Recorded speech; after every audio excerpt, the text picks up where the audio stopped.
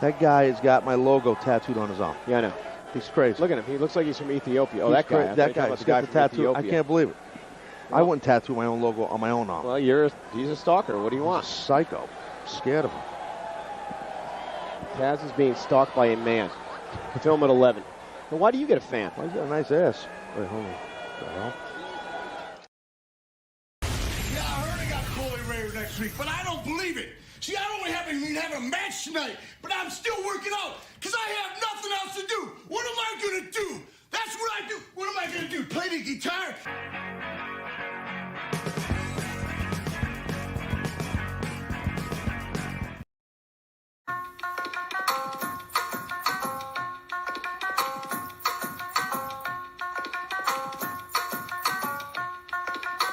Listen me put it down. I'm the hottest round. I tell your mother, y'all can't stop me now. Listen to me now. I'm lasting 20 rounds. And if you want me, nigga, then come and get me now. Is you with me now? The biggie bounce. I know you dig the way I switch my style. Hello, people sing around. How people get around. Now people jump around. Go, get your freak on. Go, get your freak on. Go, get your freak on. Go, get your freak on. Go, get your freak on. Go, get your freak on. Go. Get your freak on, go, get your freak on, go, get your freak on, go, get your freak on, go, get your freak on, go, get your freak on, go, get your freak on, go, get your freak on. Who's this bitch? People you know, me and it's time to play the game. Time to play the game. Ha ha ha.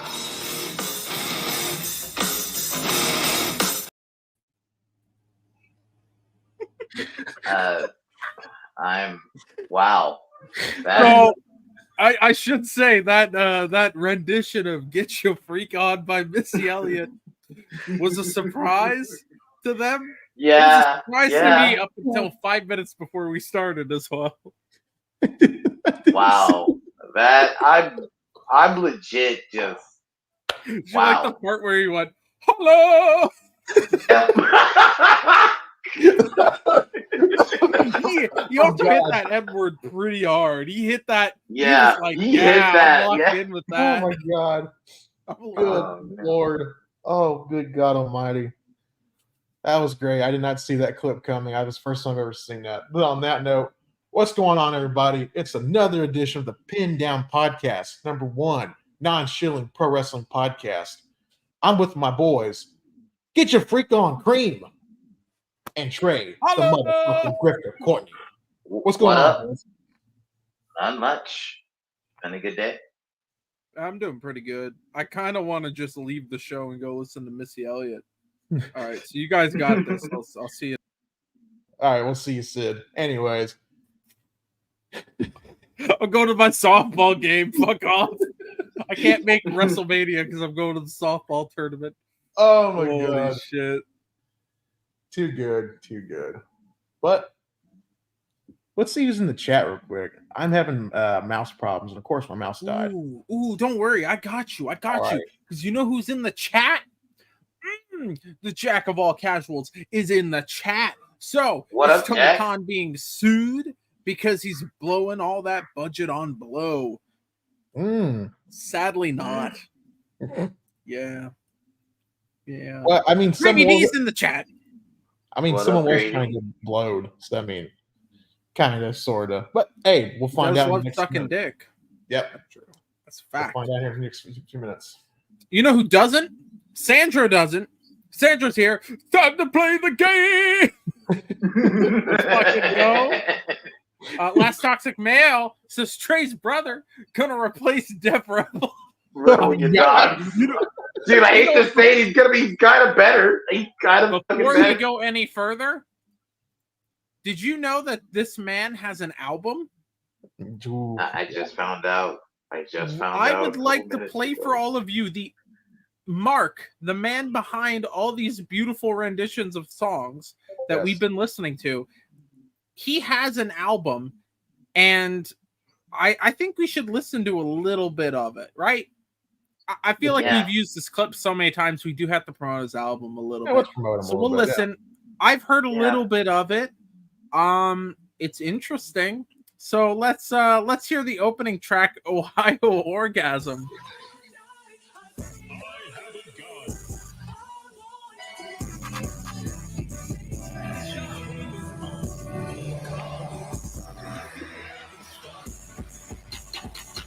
It's an Ohio orgasm. Yeah. This an Ohio orgasm. This an Ohio orgasm. Yeah. This an Ohio orgasm. I'm a TV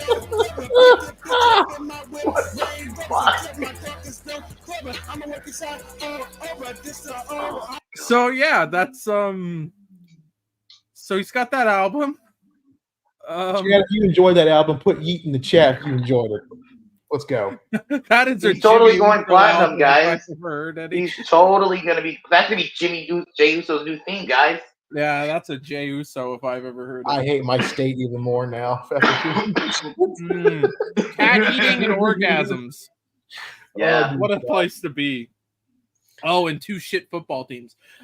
Anyways. Oh, and Logan Paul, right? Let's go back into reading the fucking chat. I am the storm. Ooh. Everybody's here. Everybody's here in chat, ladies and gentlemen. You know what? We've got no time to delay. All right, ladies and gentlemen. It's time for us to get our freak on, just like Mark told us. He's the one who came up with it, not Missy Elliott, and Timberland was not involved in the production of fucking that TikTok. I kind of wish he was. Maybe it would have sounded good. Collab with the Yum Yum Boys when? Ooh, I don't know. Maybe we could get that going. Mr. T, what do we have first on the docket for today? Well, talking about people, I just lost my train of thought. Joe Biden moment. Anyway, you know what? Fuck it. We're just gonna get to the Tony Khan and the Jacksonville Jaguars getting sued, and a football player that Brandon McManus, I believe, was a kicker for the Jacksonville Jaguars. But we're gonna show you right here now. So this is the lawsuit. Sorry, was Brandon McManus the one that Urban Meyer kicked in practice? I believe so. I remember. Okay. I think Brandon. Yeah, because he got cut. I think he got cut when all this went down. Yeah. So I'm gonna kind of set this up for everyone who. Yeah, please. Everyone. Do. Yeah, who's new and also doesn't understand NFL. Okay.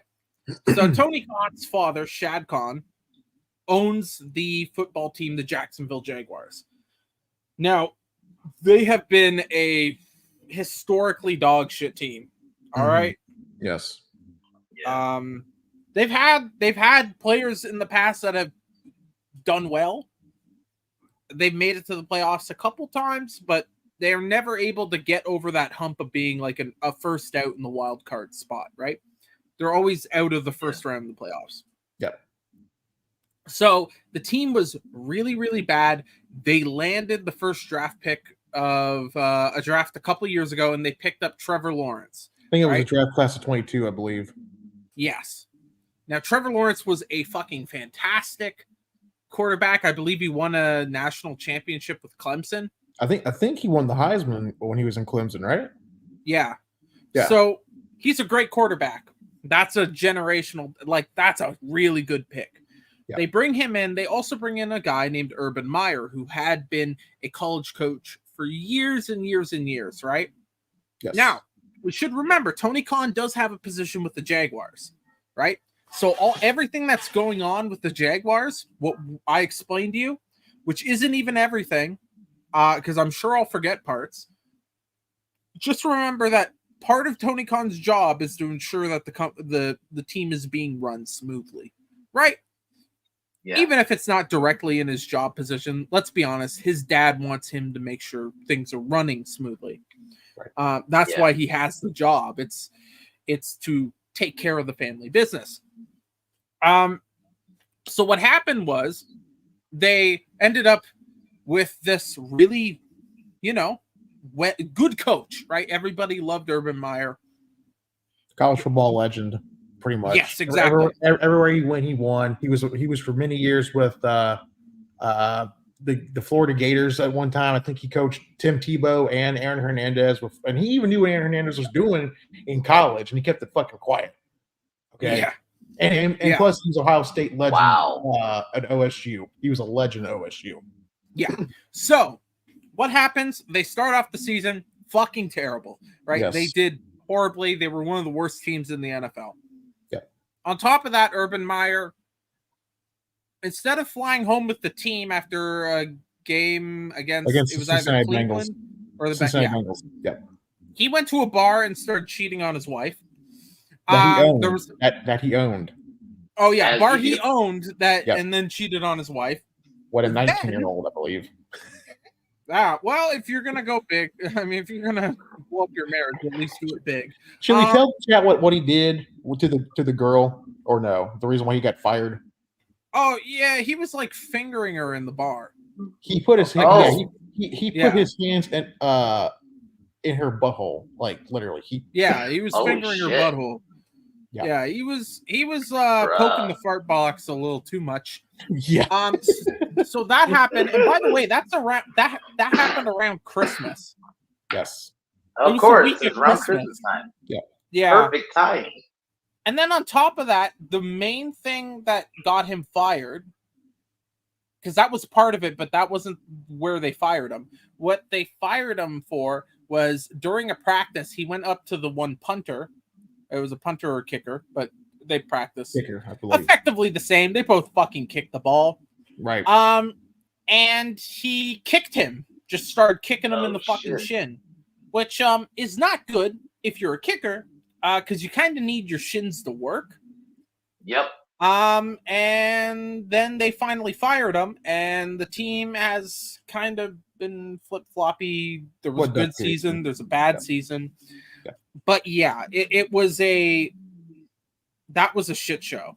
Yeah. All right. So this kicker, I'm not 100% sure if he's the one who was kicked out of practice, but if it's not, this is the second kicker they've had a problem with. Right. It starts Yeah. to become a thing of maybe it's a problem with the actual team. Right. So with all that pretense up, fucking done, we can get into this if you want. Yeah, Cream, do you want to read it for the chat? Sure. All right. Okay, I will read the tweet out, and then we'll read the contents of the tweet next, right? Yes, there's like four. Okay. There's like four articles of this, I believe. All right. The Jags lawsuit is back on. The Jags lawsuit is back on after the women reveal themselves. The AEW Freakazoids celebrated the case being dismissed. I'm unsure if they knew it was because the women didn't share their names. Okay. So he's going after AEW there. Let's read this. We'll make up our minds for ourselves. You know, maybe AEW didn't do anything wrong. We'll find out. Yeah. All right. So on September 28th, 2023, Clayton's staffed a flight to the United Kingdom that was privately booked for the Jaguars. The flight quickly turned into a party as defendant McManus and a number of his teammates disregarded the flight attendant's personal space, air travel safety, and federal law. Defendant McManus himself spent the 8-hour flight roaming the plane and even entered the crew member-only galley multiple times. Defendant McManus recruited 3 flight attendants, not the plaintiffs, to party, passing out $100 bills to encourage them to drink and dance inappropriately for him. Based on information and belief, the 3 flight attendants drinking and dancing with McManus no longer work for Atlas Air Worldwide Holdings.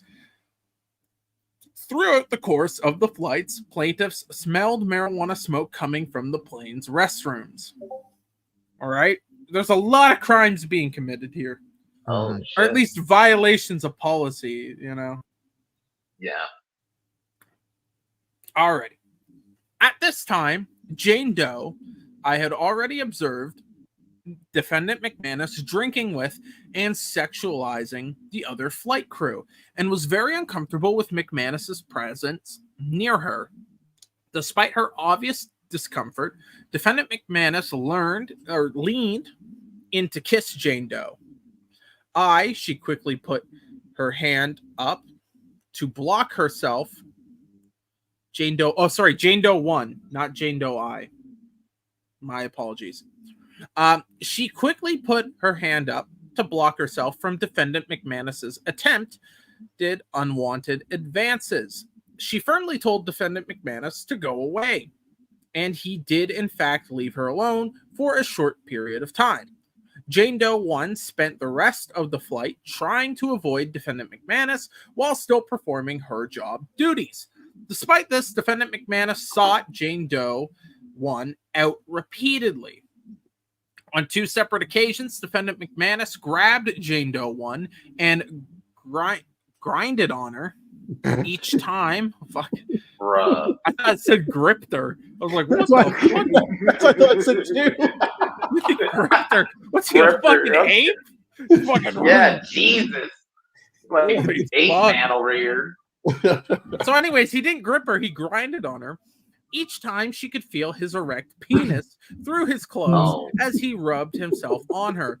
Both incidents were unprovoked, unwanted, and reprehensible. The first time McManus assaulted Jane Doe 1, she was standing in an aisle serving the flight's first meal service to other passengers. Jane Doe 1 was holding a food tray that required the use of both her hands, and she could not move suddenly without spilling the contents of the tray. That's wild. So looking at the timeline, I don't believe this is the kicker that was kicked by Urban Meyer. Yeah, I think this is somebody else. Yeah, Brandon McManus, from what I remember, I think he's still playing in the NFL. He's a kicker. Like I think he started like in Denver. Like I think he started when Peyton Manning was over there. He won a Super Bowl with Denver. Yeah. I think the current team he's playing for right now is the Commanders. Or for the old school football fans, it's the wouldn't be the first sex scandal that hit the Commanders this fucking week. Defendant McManus' second assault on Jane Doe 1 occurred during the flight's second meal service. Defendant McManus came up behind her, grabbed her tightly by the waist, and rubbed his clothed but erect penis on her multiple times. Oh my This God. guy's ordered twice. This He's guy a got fucking did he freak. get Viagra Jesus. on this fucking flight? Yeah, Jesus. Holy This guy is maybe- fucking freak. Or maybe the Go rub altitude. one out in the bathroom, you fucking freak. Yeah. Or maybe the freaking altitude just gets him so erect. Why He's like, a hooker?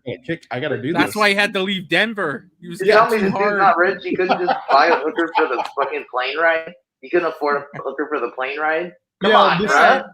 He this couldn't kinda- afford fucking pornography. Just This anything. kind of reminds me too. of the plane ride from hell from 2002. Yes. This is what this Yeah. kind of reminds me of. This is like he's Yeah. like Ric Flairing right now, dude. I'm waiting for him to come Allegedly. out in his football pads naked. Holy Allegedly. shit. I mean, Ric Flair, at least he can helicopter. So, Oh my God. So anyways, yet again, Jane Doe 1 could not move away because she was standing in a small aisle and was carrying a large tray. Jane Doe 2. Defendant McManus also targeted Jane Doe 2 when she was occupied with, let me zoom in here, with job duties and unable to move away from his violative conduct. When Jane Doe 2 was serving the flight's second meal service, Defendant McManus approached her from behind, grabbed her waist, and grinded on her. That seems like it's his favorite thing to do. yeah. As was the case with Jane Doe 1, Jane Doe the second could not move away or push McManus away because she was shuffling down a galley aisle and carrying a full service tray.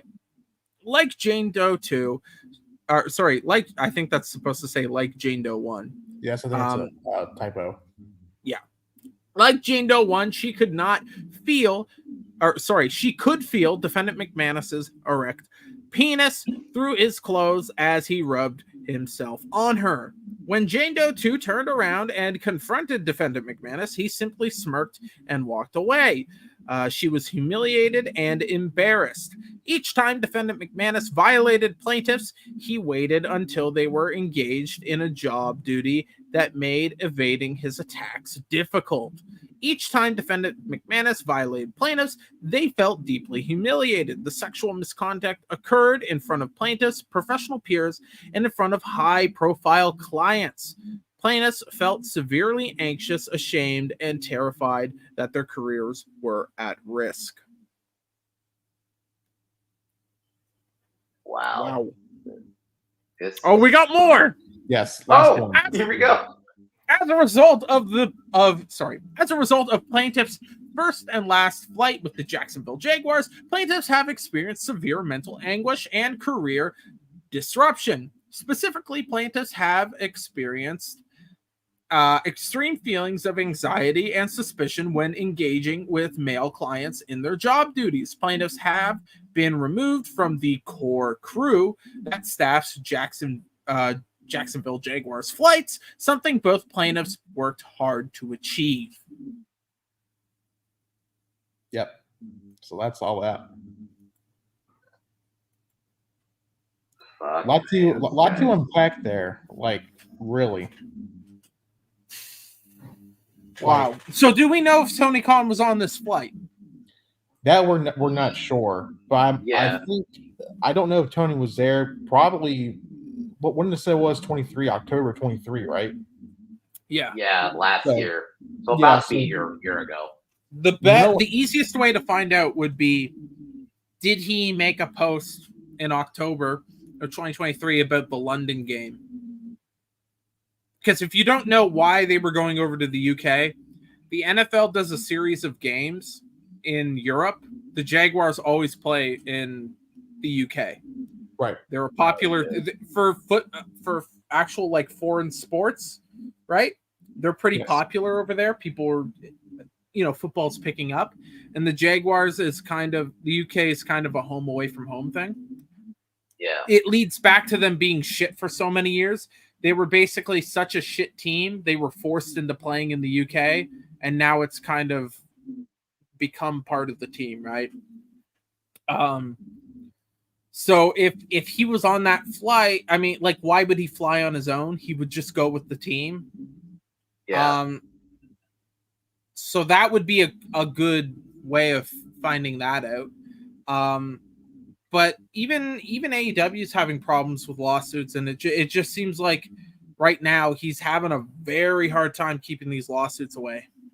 Well, remember beginning of the year, Tony Khan compared the WWE and Vince McMahon to the Harvey Weinstein of pro wrestling. Yep. So that did not age well at all for Tony Khan. Yeah. No. Yeah. Tony, how's that? How did that age? You gotta say it. McMahon ass. But direct penis. And Last Toxic Male did that to me on a flight once. And that was the face he made right there. Look at that. Yeah, that was the face I made. Yeah. I was like, I was holding 14 bowls of soup, and it was not good. He thought I was looking like Maz's mom. Speaking of which, hi Maz. What's up? What's up, Maz? What up, Maz? What up, Maz? Fuck, man. It's not good. No. I mean, that is not a good look at all. And what is with all the sex pests this year? God damn it! Yeah, Vince, It's pedo sex pests. Yes, it's freaks. Yeah, freak. Oh, dude, we gotta get the Rock sick freak clip. That's like the yeah. Sick yeah, freak. we do. I will try to find. Going back to Tony's thing. Oh, did you wait? Hold up. Go ahead. Oh wait, hold on a second. Trey, did you say freaks? Yeah.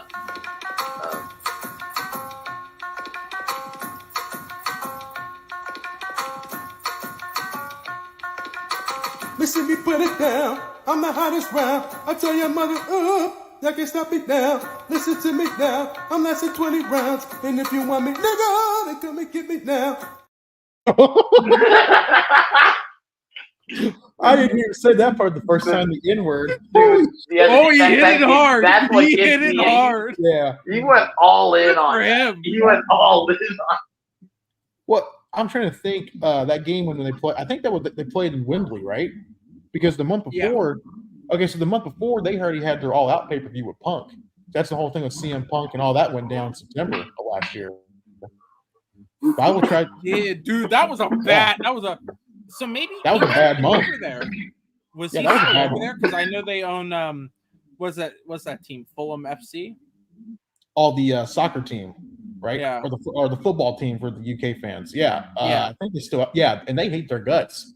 I have heard people write emails to Jim Cornette and say, "Hey, we live here in this. We live here in London, and they fucking suck as owners." But getting back to Tony for a minute, if y'all want a good laugh, I don't know if anyone saw this, but this came out during Wednesday night, and I saw the clips of this, and I started laughing so hard I could not detain myself from laughter. It was that funny. So this came on before Dynamite. Sorry, this came on before Dynamite on Wednesday, and this was a FS1 special right there. NFL Films presents a day in the life of AEW GM and CEO Tony Khan during the draft. Now, this is when Tony had his accident with the Bucks, and he got Meltzer drivered and wore the fake neck brace. Yeah. Yes. Oh, dude, the way he sold and he wore that Jason at with the mic. draft. Yes, I remember that. Yes. For only 400,000 viewers, he did that for his show. That was the fucking mic spot, man. Where he sold getting hit by the microphone was it's bad. But you think this is bad, right? You think this is bad. Wait till you watch this trailer, guys. You are going to laugh when he pulls out during the draft. And out of all people, the Chicago Bears executives made some smart-ass comment about Tony.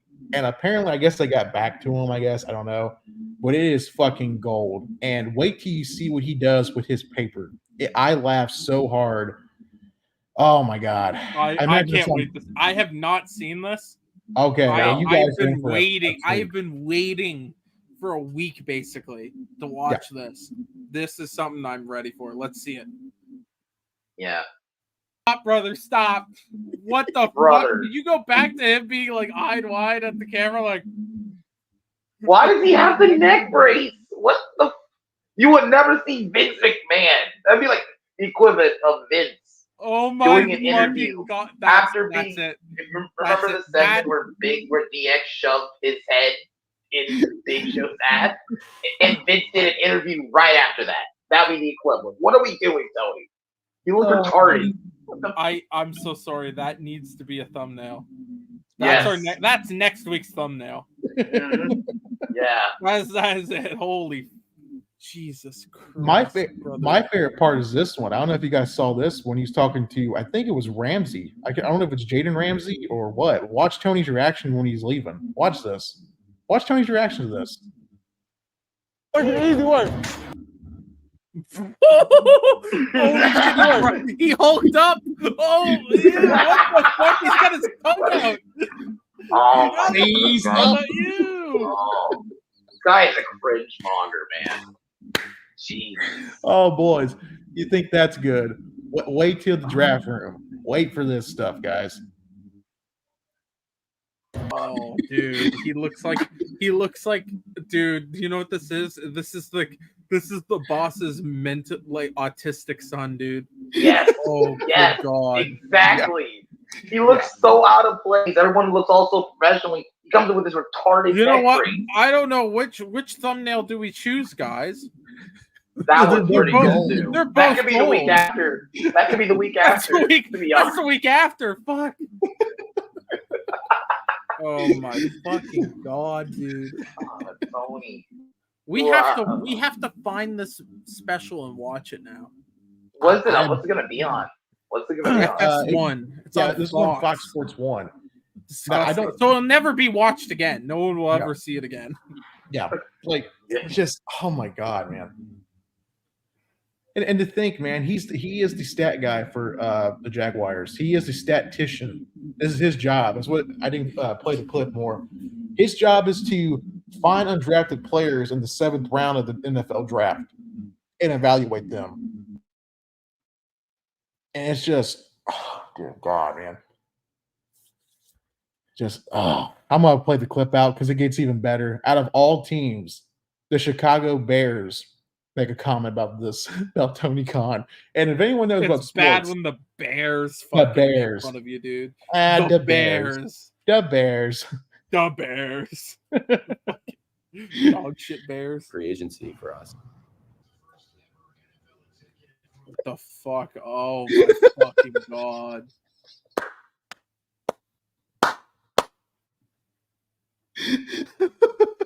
This is gold, man. All right. Pack it in. Pack it in. I'm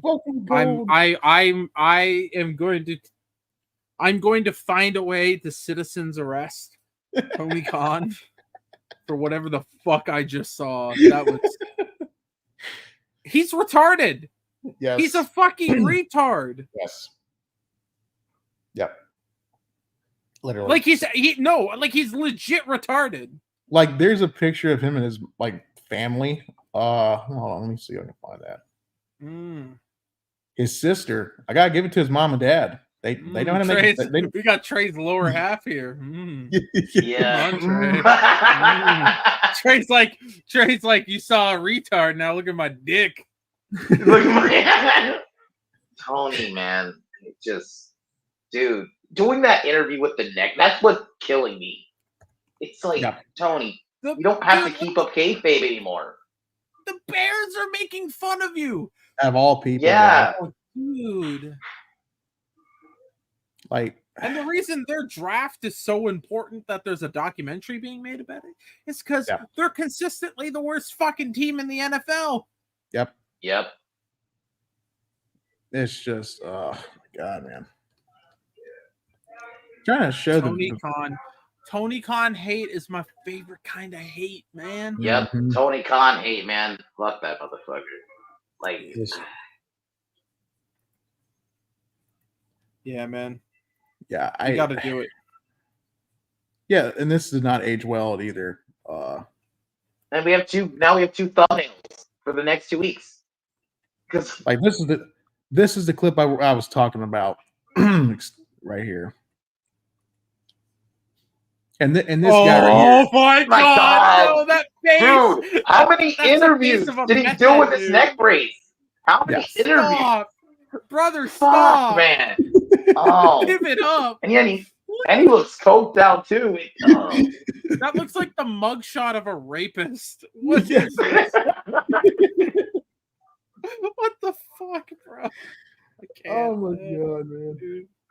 I know we hate on Tony Khan a lot, but come on. The guy does shit like this. He sets himself up. He sets himself up. Yeah, he does this to himself. Like he's fucking retarded. Like this is like going back to the retard thing for a minute, right? Let me share this real quick. You didn't see Ted Turner doing this shit, you know? No, Ted Turner just fucked hot bitches. Yep. Yes. Like, you know, whatever we think of Vince didn't do this shit. He didn't do something right after an angle and then do an interview. No, the steroid trial. Yeah, he did wear the neck brace for that one. Yeah. Who wore it better? Who wore it better? Vince. Yeah, at least Vince definitely was a good man. Yeah. Like literally. While I'm finding this, I'm gonna play this clip because this does not age well at all. Like literally, this does not age well at all. Now where am I at? There we go. Because of that devastating Meltzer driver, which has been rebranded. Well, honestly, guys, they changed the name a couple months ago to the Tony Khan driver. Maybe I should have seen it coming in hindsight. Wait, you knew they changed it a couple months ago? I mean, the clues were there. They called it the Tony Khan driver. You know, I have a complicated relationship with Matt and Nick and Jack. Jack had been out of AEW for a while. I had sent him on an excursion to our partner in Japan where he did great things. I reinstated him Wednesday night on TBS by his own request.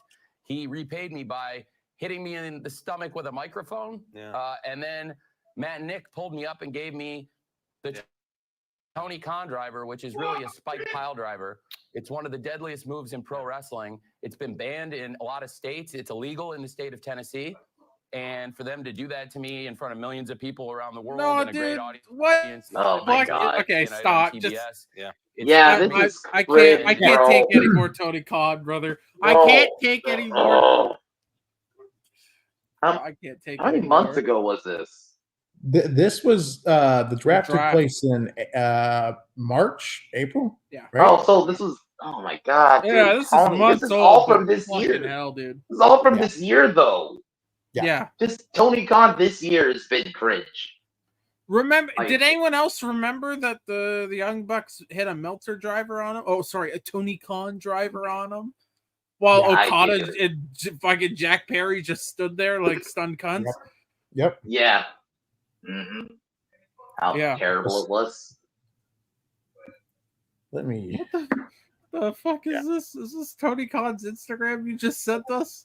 Yeah, let me show you the family picture. It's just it's so out of place, man. It's like everyone's got that one family member. It's just like, fuck. It's like, why are you like this? Why?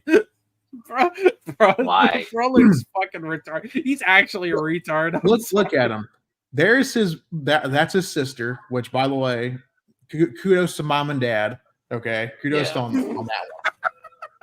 But yeah, he looks out of place here too. Everyone's got that one brother or one relative. It's like we're all normal. Him, not so much. Like he sticks like a sore thumb. Literally, he sticks like a sore thumb. It's like the old song from like the Sesame Street. Which one of these are not like the other? And just like this is what this is. One of these things is a fucking retard. Yeah. Oh dear God. But getting back to Dad Mario. Is Dad Mario. Yeah, it gets better, Nasmer. Go look at fuck. Nasmer, go look up Shad Khan and look at the pictures of him throughout the years. There's actually a picture of him with a ponytail, and it's bad. Yeah, that's wild. That's a wild look.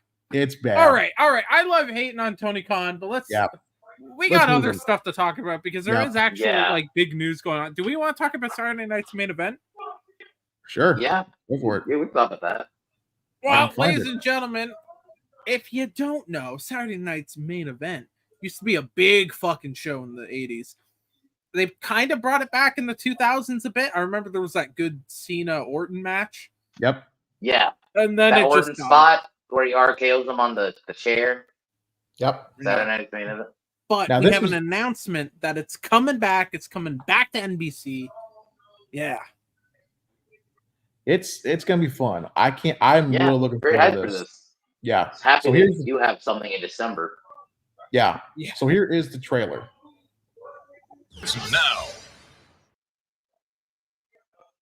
Yeah, I'm pretty hyped for that. Yeah. Looking forward to that. Yeah. I am looking forward to that because there's a rumor going around that Jesse the Body Ventura is coming back for commentary. Oh, I'm perfect. Well, here's the thing. So it's me, Jesse the Body Ventura. And here's the thing. Back in the 80s, me and Hulk Hogan had a steamy love affair. I was governor of Minnesota. In one of my ads, I was naked. And I had a hard cock. And Ross Perot called me up and said, I will not give you any campaign money until you put your hard cock away. And I said, no, I was in Predator, by the way. What up, lethal? I don't know. I don't think Jesse Ventura should be back for commentary. I think he has the voice anymore. No, he doesn't have the fucking teeth. Yeah, well, he always sounds like this now. Yeah. It's like he's missing his teeth. Like he's got fucking scurvy. He is. I've not watched the whole thing, but I have seen like clips of it. He talks to Chris Van Vliet and says, "I have not watched wrestling in years." So probably two things: either one, he's kayfabing everybody. He's like, "Oh yeah, I'm studying for this so I can be a part of the show." Because I'm pretty sure Triple H told him when they were in Minnesota, "Hey, we're doing a Saturday Night's Main Event. We would love for you to come back to be a special commentator for a match, right? Not the whole show, but come back for a match." So I mean, maybe he's studying up. Maybe he's going to come back in, and maybe depending on what they do for the broadcasting booth, it'll be interesting because if Corey Graves and Michael Cole Corey Graves and Ventura just dump on Michael Cole, that's going to be kind of funny. Yeah, that will be funny. Yeah. I think maybe like he does backstage interviewing. I think that's what they're gonna do. Think so? What do you think? Yeah. I know it's a little early, but what do you think the main event is going to be? Think Roman or Cody? Cody's going to be involved. I can definitely tell you that. Cody, yeah, it's gonna be the title. Well, that's the thing. They may do a non-title match between Cody and Gunther. Well, that's my question. Yeah. Though. Is it going to be the world champion versus the? It doesn't seem like it. I saw Roman in that ad and Rio's on Raw. Roman's on SmackDown. It looks. So I guess it's gonna be a co-show. Okay, so it's gonna be a co-host show because I was thinking maybe it's be one brand like definitely show. A bloodline spot for sure. There'll be some kind of bloodline thing. Or maybe they do something like really fun. Maybe they do like Gunther versus Cody champion versus champion non-title matches. Maybe it's something like that. I'd be okay with that. Yeah. Well, I'd be okay with that. It's the 14th of December, right?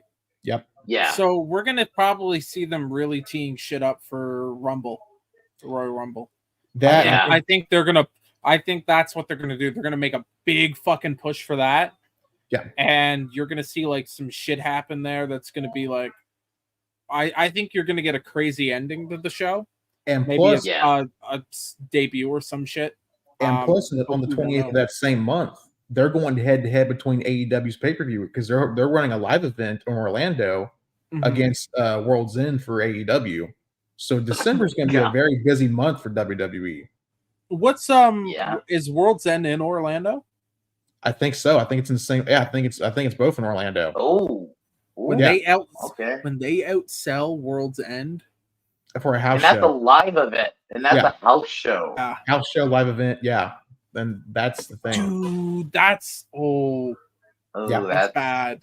That's death nail, dude. If your pay-per-view gets outsold by a show where nothing happens, nothing big happens, not televised. Not televised. The tickets are super cheap. It's kind of just like, hey, come see live wrestling. This is probably the only chance you're gonna get, type of thing. Yeah. That's bad. That's really fucking bad, man. If Yeah. that happens, I think AEW might do all right because it's a pay-per-view. So I think the fact that they're gonna outsell a house show for WWE, that's nothing. ROH can outsell a house show for WWE. Most companies can outsell house shows. They're meant to be smaller shows, unless it's something like Madison Square Garden, right? You know what would be a really great fuck you? Remember when a couple years ago when they were bringing back like Starrcade, like they wouldn't show the whole they wouldn't show like the whole card, but they only showed like the 3 top matches. And they brought like Corey Graves and Michael Cole do commentary. It'd be kind of funny if they do that and like say this is gonna be a Peacock exclusive or something like that, and go head to head between their main event and their last 3 matches of the card. I think that'd be kind of funny. Well, is this live event Raw or SmackDown, or is it both? I think it's I think the house shows are pretty much both brands. I think. Oh, okay. Yeah, they'll and even if they'll adjust the schedule around to be like, hey, look, we're up against these guys there. Let's put on the best fucking show we can, right? Yeah. Yeah. So, yeah, I mean, I think it's good news to bring this back. Yeah. My problem is we're going to talk about it because there is a rumor SmackDown's going to be going to 3 hours now. Yeah. Right. I guess we talk about it right now, right? That's a rumor. Well, there isn't much to it right now. That it's just that SmackDown is going to be going to 3 hours. SmackDown's going to 3 Nothing hours. has been confirmed. In January. In January. Yeah. Once Raw goes to Netflix. Yeah. Yeah. We're at this point where WWE still has too much programming on TV. Yeah. Yeah. Like the whole excitement about Raw going down to 2 hours was, holy shit, you're cutting that extra hour out. Right? Yeah. Which does leave in a drop of revenue. Yeah. But all the work that Nick Khan's done behind the scenes, they're not hurting in revenue. That TKO as a company's doing really fucking well.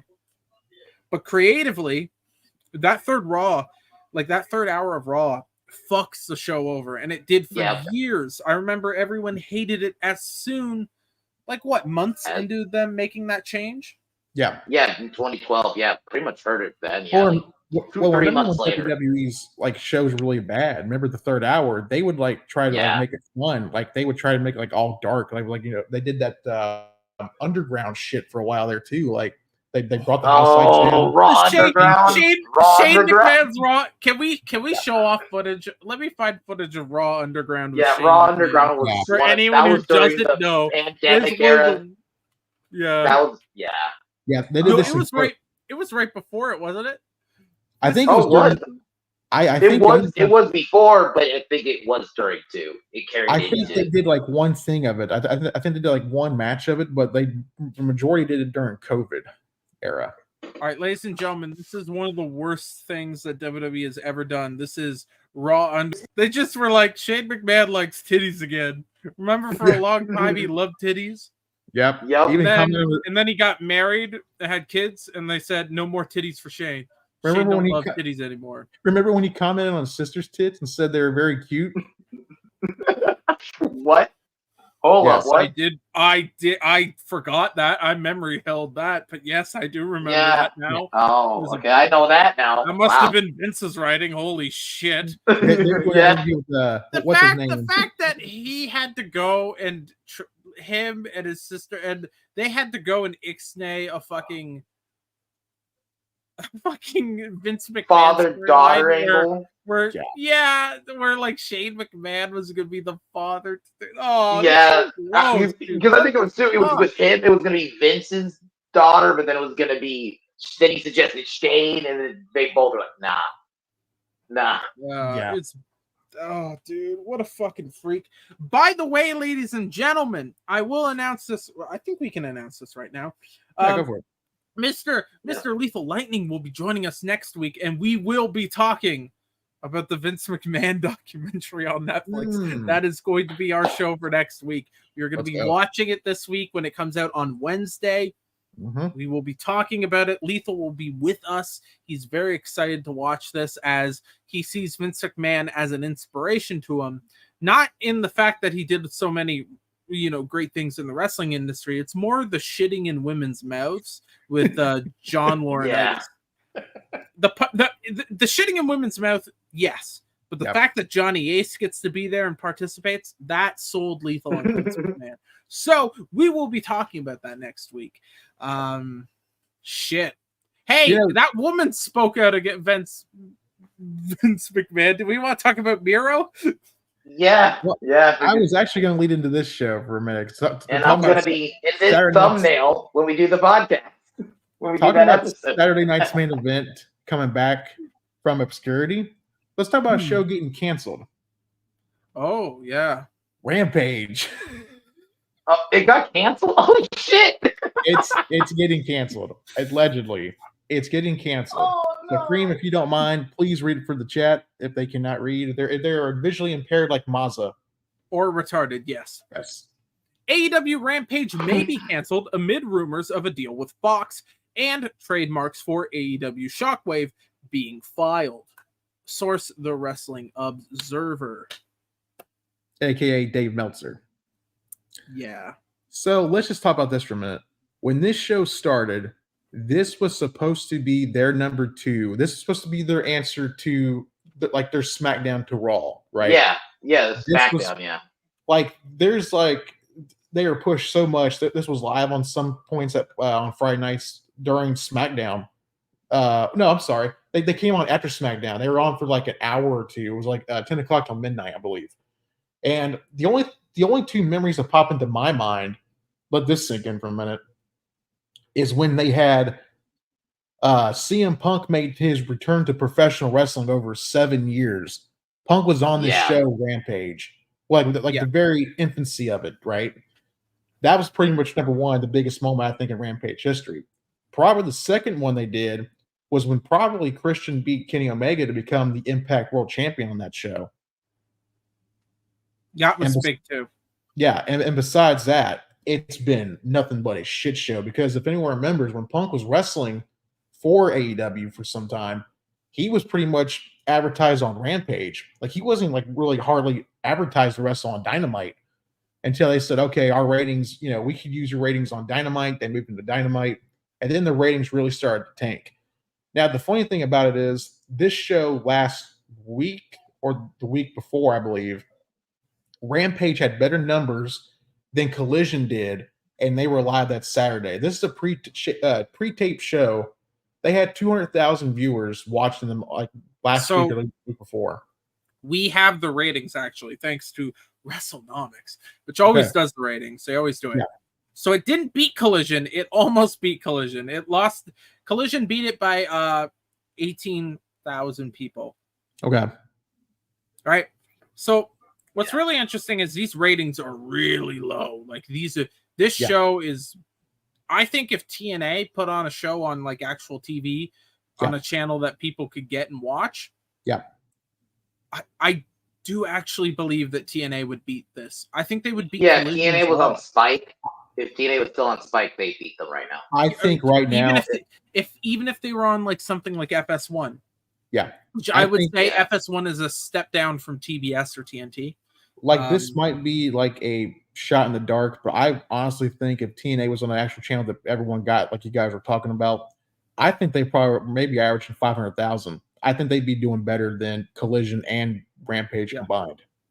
Yeah. So they're on Friday nights at 10 p.m. The show starts. Terrible fucking time. People are out drinking. Way terrible. For SmackDown, people who are going out drinking, there's a percentage chance because it's only 2 hours now. If they put it up to 3 hours, that'll fuck over that hour.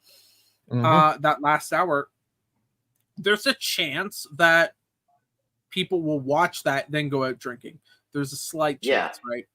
But let's look at their quarters, right? So 2021, that's where CM Punk is, right? Right. And Rampage was doing better than NXT, and this was a big thing, right? Dynamite was almost hitting Raw. Well, not almost. They were off by 600,000 people, right? But it was crossing 1 million, which was fucking. That's big. That's huge for a smaller company like that. To have a show like that, that's big. Rampage was doing great as well. This is peak AEW right here, right? This is CM Punk coming back. That is Q3 of 2021. After that, the next quarter, a stark decline.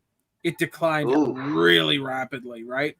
Yeah. And it kept going down and down and down. And then we get Collision coming in. Yeah. Right? And Collision was meant to be CM Punk's show. It was supposed to be a separate show. It was supposed to be like their brand split. It was supposed to be like Raw and SmackDown. And Punk was booking the show, which I knew that from the very freaking first episode. I'm like, oh yeah, this is totally different what Tony's doing. So that's and then Punk is gone before this quarter even ends. He's there for like a couple shows. He's only there for like 2 months. Literally, he booked it like 2 months and he was out. But then you just see the ratings are fucking down. Yeah. Right? Yeah. Dynamite right now, their ratings from the last quarter that came out, right? And that's this is the quarter we're in so far, right?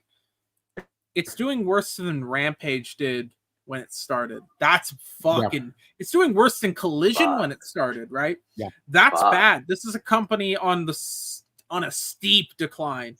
This is the worst Dynamite has ever done objectively. Look, at the beginning where it does well and then it drops down, then look, that quarter, that's obviously growing pains, right? These things happen. Yep. And once you hit then, you get a year and some change into it. Yeah. You got stuff going, you got momentum, and it stayed around the 1 million mark, which is decent for a show, and it just started dropping off. Right? People are tired of AEW's product. That's just an objective fact at the point. They need to do something to bring in variety. Adding another show is not that variety. You need to take the shows that you have and make them the best possible. Right. Yeah. Now, here's the thing. They have been talking all about this fucking deal with Warner, right? He's been smirking, he's been grinning. Yep. Warner is the one who airs Rampage. Right. It's on TBS, I believe, right? It's on TNT. Oh, TNT. Okay. Yeah. So it's on the same channel Dynamite's on. I believe Collision's on TBS, right? Dynamite, yeah, Dynamite's on TV. They switched channels, so they were on. Oh, they did. Okay. Rampage was on TBS, and then Dynamite was on TNT, and then they went from TNT to TBS, and then that. So yeah. I don't have American channels, so I don't. No, you're good. Which one they're on, but you're good. For people in the U.S., yeah, this is important because the U.S. rights are the ones that actually really matter for the company. They're the ones with the most amount of money. And if you're not getting a deal in the US and you're a US based company, no one else in the world is going to touch you, right? Over here, they're on TSN. TSN isn't going to fucking touch them if they don't have a deal in the US. TSN almost didn't touch. I remember Dynamite was about a week or two away from going live. Yeah. And there was still no deal in Canada. Right. Like that was a very, very late deal. And it almost like it was very close to them not being able to get a deal done because it's really only two companies that would have provided wrestling coverage in Canada. And one of them has a really big deal with the WWE. Right. So they weren't getting on there. But anyways, look at these numbers, man. It's all green for them, which is great. They're doing well. And then just fucking boom, dude. It's like somebody fucking took a hedge clipper halfway up, you know, and just starts cutting, right? With WWE, not great. I mean, losing 17% of your audience is not great, but then it started to even out and sometimes come up a little bit. But they basically about evened out. NXT is actually doing a lot better now. Actually, this quarter they're not doing as well, but no, they NXT got hurt by going to 2 hours and being on cable. And Wednesday head with Dynamite. That went, you know, even though Wednesday night they did have that time spot before Dynamite even was a thing, because that's when they came on the network. NXT showed up on Wednesday nights around 5:00 Eastern. So I mean, and that was only an hour show, so just like you were saying. But I mean, this is something they should be extremely fucking worried about. Oh yeah, that is like, fucking. If Tony's gonna ignore, he might ignore this. Like it's not that big a deal. If he needs to bring someone in to book that company fucking yesterday. Tony has made because comments. You're now getting your shows canceled. Yeah, that's the end. You know what? Here's something I'll say about WCW. It got sold off. It never got fucking canceled. Yeah. They sold the company. The WWE show got canceled ever? I mean, probably Sunday Night Heat and probably Velocity, but not like their main like product. Like I don't know if they got necessarily canceled or WWE kind of preemptively shut them down. And Saturday Night's Main Event did. That got canceled. Yeah. Because it got canceled for the stupidest fucking reasons. Yeah, because they left. The original reason was they left NBC, then they had to go find a new station. They found Fox back in the day, and I think they only aired like 2 episodes of Saturday Night's Main Event, and then Vince just did away with it because I think he said it was too much in money. Because that's when they started going down. That's when Vince was starting to go down in business. Yeah, in that time period.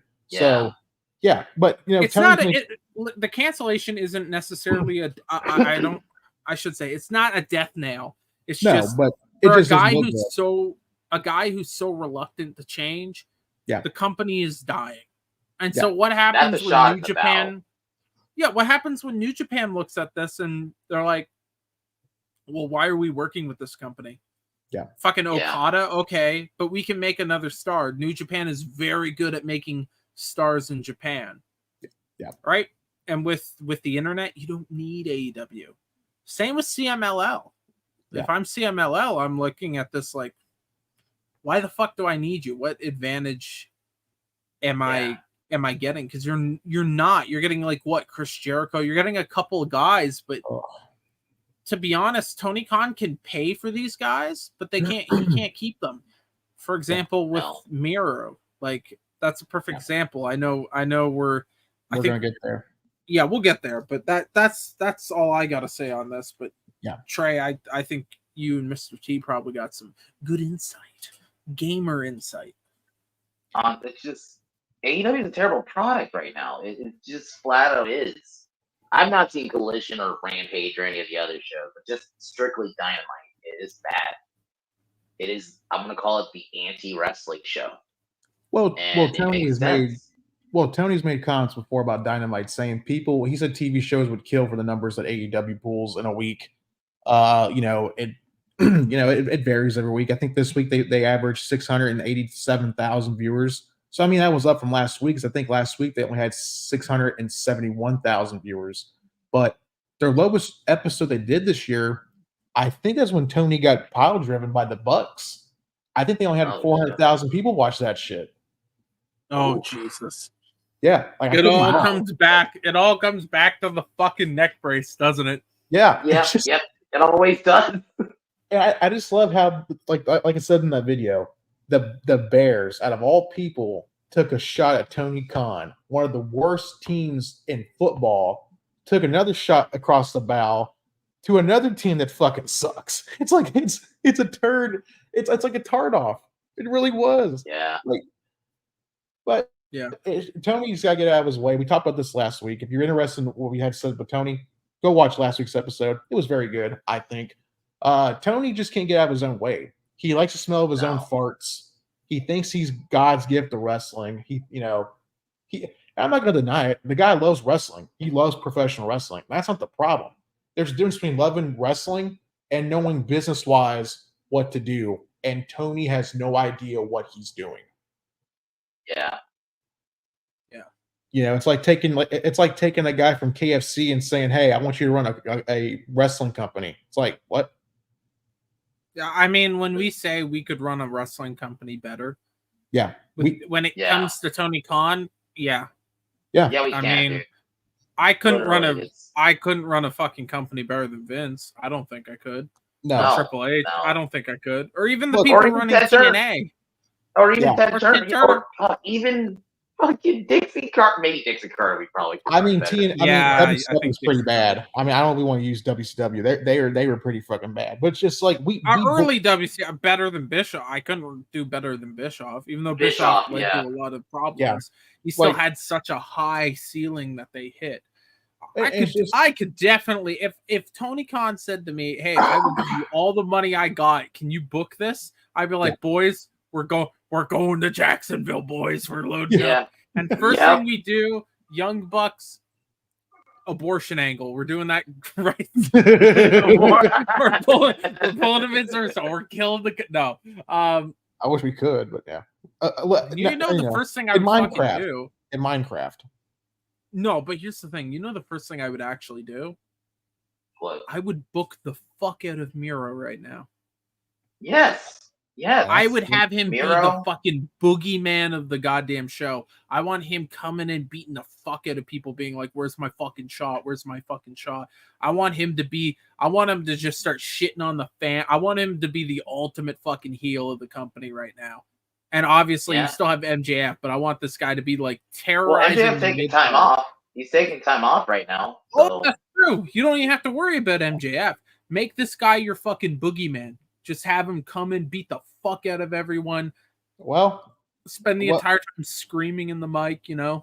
I think. I don't know about Miro. I'm kind of iffy. I'm kind of 50-50 on the guy. I was never really big on him when he was in NXT with Lana. I was never crazy about the whole thing. I always thought it was like he was average. Like, I get where you're coming from. I totally get where you're coming from. But that's the one thing holding him back. Yeah, last Toxic Valley. Yeah, people still remember that storyline. But I think if you had him do like almost like a Brian Pillman psychotic break and have him do a promo about how all these people online are driving him insane, he wants to fucking like kill them all in Minecraft. Yeah. And like just basically have him go fucking basically Brian Pillman insane. Well, right? You could do that. You have to work him back from there eventually, but get that like, oh shit, he's serious now. Well, it's like this, like Lance Archer. People were like really excited when Lance Archer came. That was his whole gimmick. Everyone dies, even though I had no idea what a fucking murder hawk was, and no one even explained it to me. I still don't know what it is. It's a bird. Everyone dies. Murder hawk. But like Lance Archer. Like Miro, he comes in the first time he comes into the company. It's during the pandemic era, and he shows up and he aligns himself with Kip Sabian and Penelope Ford right off the bat. You're a fucking joke. Yeah, You're a why did they fucking do joke. that? And then he what was they gone do. within months. He was just then he was like, Yeah. because then he was injured. He became TNT champion then for a minute. It's just he's been booked so terrible. I think he's been booked more worse in AEW than he did WWE. Oh yeah, well, WWE was champion. At least he had a main event match. Well, not a main event, but he had a match with John Cena. He had a semi-main event against Cena. Yeah, but I think that's a perfect the U.S. segue. title, man. He fucking held that with a grip for a while. For a while. NXT, did he hold the he IC was title actually too? like, no, he Was he didn't. But he Intercontinental? was always like a threat for the NXT title back then. Yeah. I thought he was Intercontinental champion too, but I could be wrong. Or was he always just challenging for it? He was always challenging for it. After that United States title, he never got. He never. I think he was. Okay, I remember now. He was supposed to win it from Dolph, but then the whole marriage thing happened, and plus he just everything he did. It was just a clusterfuck when he was in WWE. He got engaged while he was supposed to be in a feud with Lana, and they posted the pictures. Already that killed kayfabe. That did not help him. Then he cut his hair. Yeah. Then he tried to revive his career with Rusev Day with Aiden English, which was like, okay, I hated that. Everyone loved that. It was like, everyone loved the old Rusev Day. I thought it was cringy. But getting back to a segue, we want Miro to come back, but I think Miro wants to fuck out. Yeah, what I've heard. Yeah, I don't blame him. It's been months since we've seen him on TV. Yes. I think a lot of people looking at this will be like, he held the TV title, the TNT one, the TNT title. Yeah, Yes. Yeah, he did. I completely forgot about it as well. Yep. Everyone did, honestly. Yeah, I mean, it's bad. And to think his last match, I believe, like what the last two of his matches were, he teamed with Sting and Darby Allin against somebody. I can't even think who it was. Like he had. That's how long ago it was. Yeah, and then his last match. That's when Sting was still wrestling. Like the last time he wrestled one-on-one was last year at All Out in Chicago. He wrestled against Will Hobbs, and that was the last time I've seen him. Because that's the same night. Yeah, and that's when they fired Punk. That was the next pay-per-view in Chicago when they fired Punk. And people were pretty 50-50 that night, even though some fans are pro AEW and pro CM Punk. But yeah, like that. And it's the same night that Lana showed up. She made her AEW debut after his match. And now they're getting divorced. Yeah. AEW divorced. is a great company. Okay. I found out that Miro. Oh, go ahead, Trey. Do we see him going back if he somehow does get the grant or he fizzles out of his contract? Do we see him going back to WWE? Yeah, especially now. I think so. I think if he goes back, I think he has to go to NXT. I think Sean's got to try to revive his career. Like, yeah, he can't just go back on the main roster. Though I see someone in the comments saying he should like. I have no interest in that. His image is totally ruined. He's got to go back to NXT to help. Maybe Sean give him a year and maybe like build him up to be like NXT champion for a while. Yeah. I like you really do have to, because Paul Heyman really fucking killed his any momentum he had. Tony Khan had it coming back.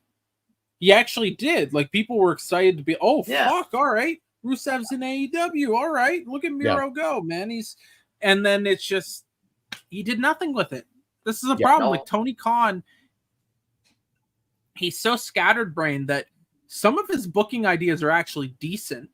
The problem is he's so scatterbrained, he just switches track. He can't execute them properly. You don't stick with the thing that works, and you end up going to like a million things that don't work. That's a problem. That's kind of fun you mentioned that, because there is a clip that showed up today during the Wrestling Observer newsletter. Brian Alvarez was quoted saying that Tony Khan apparently he's been telling his talent that long-term booking doesn't mean nothing. It doesn't count. If I can find WWE, I will show it. WWE right now is going through the Bloodline Cody stuff is the perfect example of long-term booking paying off when done well. Yeah. This Bloodline stuff, let's not talk about Cody like the whole thing with his dad, all right? I don't count that. That we're not going back to the 80s for that, okay? Yeah. But 2021, this storyline has been going on for 4 fucking years. Yeah. Basically. We're coming up on 4. Right? Yeah. And No, so it's been 4 because Roman came back at Payback 2020. Yeah, he did. So yeah, we're coming up on we'll be coming up on 5 years. 5 years of this story. Right? And it is the hottest thing in fucking wrestling, right? The Rock Still, coming back right now. helped. But I'm sorry, even with The Rock not coming back, ratings were gonna see a bump. People were talking about this even before The Rock. When you bring the Rock back, it shoots way the fuck up into the stratosphere. People were hyped about the rematch. I know a lot of people got pissy when Cody didn't win last time. I know a lot of people were freaking the fuck out and spurging. And I heard someone say, what if they run it back for next year? And people were all upset and all that stuff. I'm like, you know what? If they build them right, that could work. And then they kind of fucking floundered for a couple months. A little bit, yeah. Like it took a while. Him and Jay and him and Brock and all that. Yeah, it wasn't great. But they got there. They got to it, and I think it ended up becoming a really good fucking story. I think one of the best stories. Yeah. I think this Bloodline stuff, when it fully ends, will probably be one of the best long-term stories that has happened in wrestling. I'm going to do this. If I had to take, I think Bloodline beats the NWO. NWO ran. Oh, dude, yeah. The NWO got fucking... This is my one worry about the Bloodline stuff, is that they take too long doing like a Bloodline Civil War thing. That has to be quick. That's a Survivor Series. I think that's what's happening. I'm pretty sure done that's because what's happening. Because the NWO got really fucked up when they had like 2 different NWOs, and then there was the LWO with all the fucking Mexicans. And I'll be back, guys. Probably fucking StreamYard is fucking there was NWO Sting in one NWO, and there was also like actual Sting in the other one in the Wolfpack. It was like fucking bad, dude. It got really bad. But going back to what I was saying about Brian Alvarez, this is the clip that showed up today, 4 hours ago to be exact. Tony Khan started telling people there's no such thing as long-term booking anymore. It's week to week. And when I heard that, I was like, what? He didn't really say that. But if you watch the shows, that's what happened. I think those two were big. And I think obviously the biggest issue was it Tony Khan. So that's that. So, but Tony was the one telling everyone when AEW started, we're going to tell long-term storytelling booking. We are going to give you realistic professional wrestling with a sports feel. And he has totally abandoned the entire thing within 5 years. Oh, dude, yeah, it's bad. I mean, here's the thing. Not everything worked out from the early days of AEW, but they're still running with some of it. Like the basically like the win-loss record was not great. That was a bad idea. They're still kind of running with it, but they don't focus on it much anymore. You notice, like, after a while, they kind of stop focusing on it, which is good. I think you need to phase that out. Yeah, it doesn't work. It doesn't make sense. They did. If you try to build up somebody as a new threat, and all you see is like 1 million fucking losses on the record, you're never going to take them seriously. Yeah. And that's another story. Like they did away with that like 4 months ago, I believe. They did away with the whole. They were trying to go for like the NFL thing, right? They wanted that like. They wanted to show like I got what they were saying. Like, you know, I can understand like, okay, this guy's 100 and something, right? Like a Goldberg. That makes sense to me. But I mean, like, when, like Tony would do like the stupidest things, like they won 20 matches. It's like, okay, that's 20 matches. That's not. That's a big number. And it reset every year. Yeah, and it still does. Like, I think it makes no sense. Like I think that Chris Jericho at one point, who was it? Someone had like the most wins in AEW. I think it was Jon Moxley. I think Moxley was like 16-2 and 1. He went 16-2 and 1. 16 wins, 2 losses, and 1 draw. And like Darby was on a roll too here for a while. Yeah, it's just God. We can talk about this all day, but showing basically what it breaks down to is showing off those rankings. Yeah, it makes it hard. Like, not telling the audience how well someone's doing helps kind of cover. It's like using fucking like a painting to cover a hole in the wall. Yep. It's like you fucked up booking wise with this, and now you got to cover it over. Doing that is just saying we're not putting a painting there. We're going to look directly at the hole in the wall, and we're just not going to address it either. Yep. So yeah, I mean, there's that. But what else do we have? I feel like there's one. We got one story left, right? I think we get.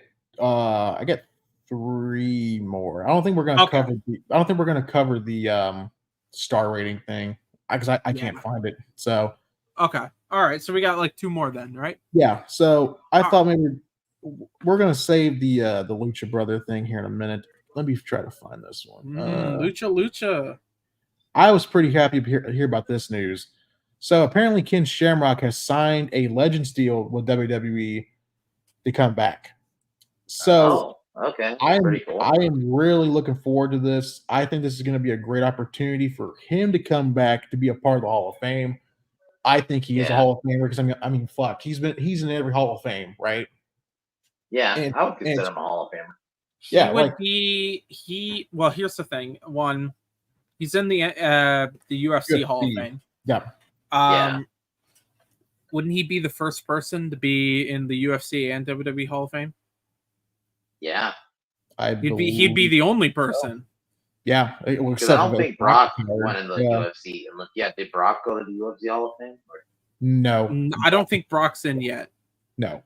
But he will be. Yeah, that'd be perfect. Then he'll fucking be in there. But so the only other person I can think of that could be somebody who's in the UFC Hall of Fame. I don't think they're going to be in the WWE Hall of Fame. To be honest, I don't think they had a career worth it. Is Dan Severn? I was going to say, yeah. He didn't have a big enough name, I don't think. Definitely not Ronda. To be honest, Rousey. I wouldn't. Definitely not Ronda Rousey either. Yeah. Well, I don't. Is Ronda in the UFC Hall of Fame yet? I think it's. She's going to be. Yeah. Yeah, I think she is eventually, but yeah. I think Dan Severn. To be honest, the amount of people they put in, he's probably worth it. Like, he had a decent career. I mean, he was NWA champion. He was fucking collecting belts in the 90s at the same time that you still had Ultimo Dragon running around with like 40 fucking million belts. Ultimo Dragon had to have 3 people carry his belts out for him. Yep. Right. All right. So Dan Severn having a lot of belts in the 90s, that fucking shows you. And WWE didn't book him very well, but no, it was not good. No. Oh, that Owen Hart spot with the pile driver. Yeah. Let's just be real though. WWE is running out of big enough names to put in the Hall of Fame. It's still mind-boggling to me that Bam Bam Bigelow's not in the Hall of Fame. Sid Vicious not in the Hall of Fame. I think Vader finally went in, right? Yeah, Vader went in. Yeah, Vader went in. Yeah, after he died. Yeah, which is dog shit. Like it. They're running out of names. I think this is a great pickup for. What if they? You know what? You know who's not in it? I don't believe they're in it.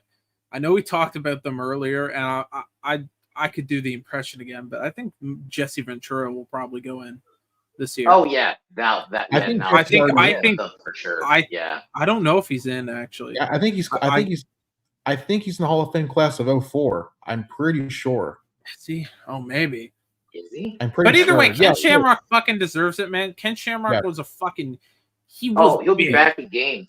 That could be a cool thing too. Be back in games more than likely too. That could be good. But who do we think? This is a side conversation. Who do we think's going in the Hall of Fame this year? Like if we had to choose, I'm choosing Ken. I was going to choose Ken Shamrock. Are the Wild Samoans in already? Yes. Are they already in? Yeah. Oh, that's 2007. Yeah, I would say them, but yeah. Maybe Umaga. Yeah. I mean, The Rock's got.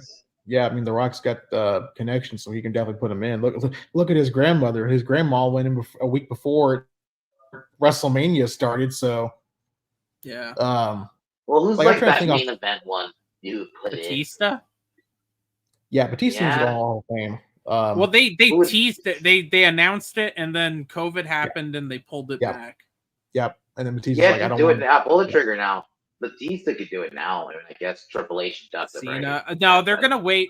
Cena won't be this year. It'll be next year. They're gonna wait till he's they're gonna after his retirement tour. They'll do the retirement tour first. Yeah.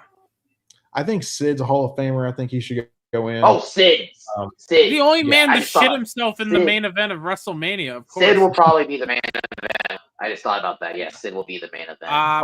Bray's already in. He's already in. Yeah, Bray's in. I think. Yeah. Oh wait, no, he isn't. It's no, American Express. What do you call it? His dad and his uncle are in. Yeah, Barry Windham. Oh yeah, Bray. Bray. Yeah. Yeah, I guess Bray. You can put him in. Yeah. I think they want to give it a couple years from his death. Yeah. And maybe they do. Honestly, I think they probably leave it and just do a Wyatt family type of thing. You get him, Luke Harper. Yeah. Like, they may leave it like decades for that. Yeah. I'm trying to think. Marty Jannetty. Marty Jannetty. The guy on Facebook who admitted to killing a guy who molested him. Yeah, as a kid. I remember that. Yeah, I just got done watching that. I just got to watch that Dark Side Ring episode a couple days ago. That was, God, he is a mess. My God, Pillman's not in. No, Pillman is not in. Pillman, yeah. Pillman would be a good one. Yeah, Sid, I don't think it's a definite. Now that I think about it, Sid's a definite. He kind of for sure. What if holy fuck TKO comes in? They're like, we're putting Benoit in. Oh, you and his music plays. Oh yeah, no. yeah. They do the Hall of Fame video, and they have the old man with this voice. And it's like, this year we honor a true titan of the industry, and all you hear is. Can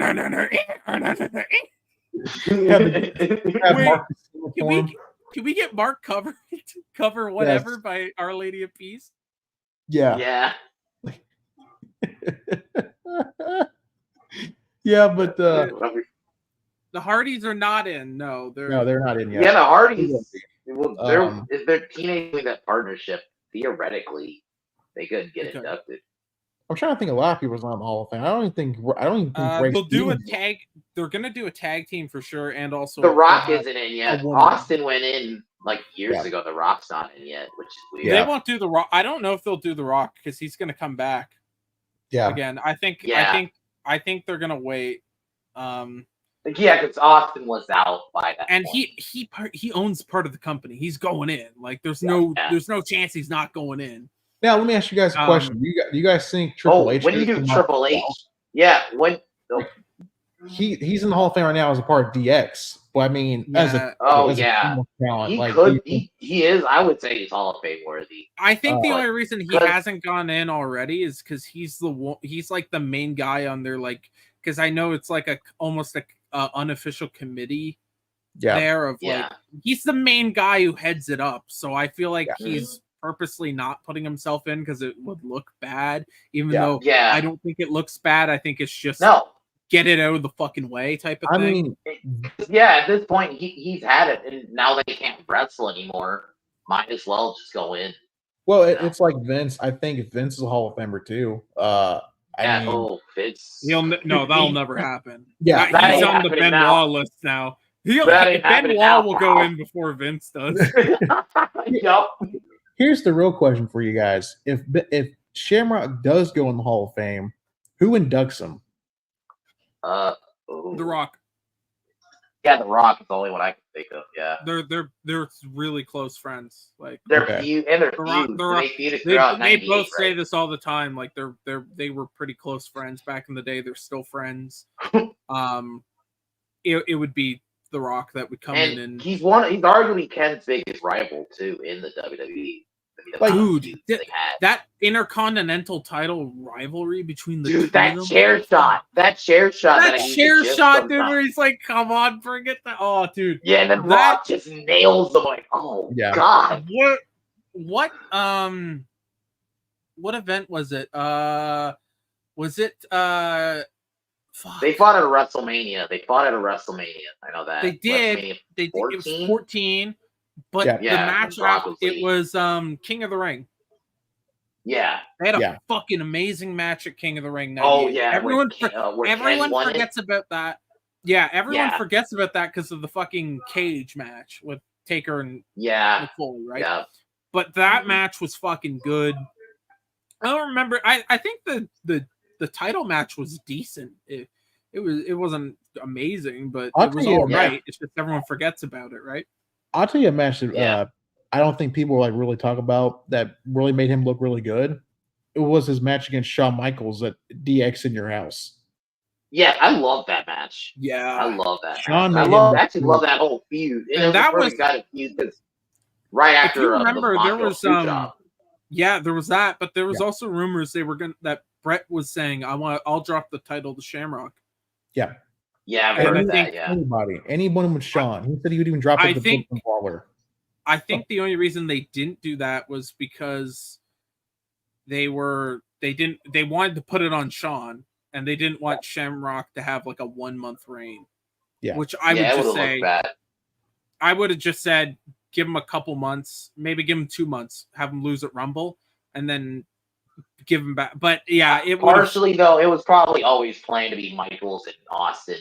That was probably always planned. I think that's what it was. Because you'd already done Brett and Austin.